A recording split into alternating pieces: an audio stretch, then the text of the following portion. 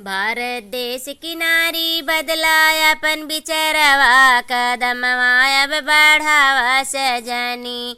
भारत देश की नारी अपन बदला बिचरवा कदम अब बढ़ावा सजनी।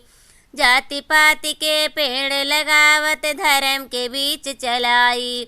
नारी को लाचार समझ के घरवा में बैठाई। छीने उनके अधिकारवा कदम बढ़ावा सजनी।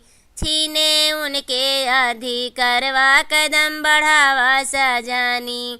बढ़ावा सजनी हो बढ़ावा सजनी। भारत देश की नारी बदलो अपन बिचारवा कदम अब बढ़ावा सजनी। दान दहेज पे रोक लगल बा फिर भी लूट मचाए। दान दहेज पे रोक लगल बा फिर भी लूट मचाए।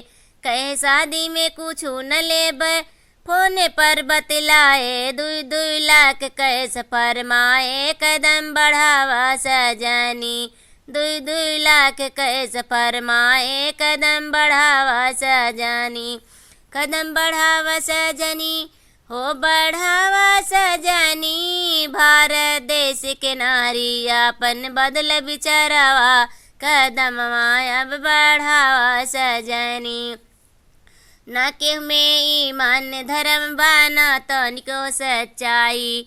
न केहू में ईमान धर्म बाना तनिको सच्चाई। नारी के यह जुलुम देख के हमसे सहन न होई। ले बदला सब चुकाई कदम बढ़ावा सजनी। ले बदला सब चुकाई कदम बढ़ावा सजनी।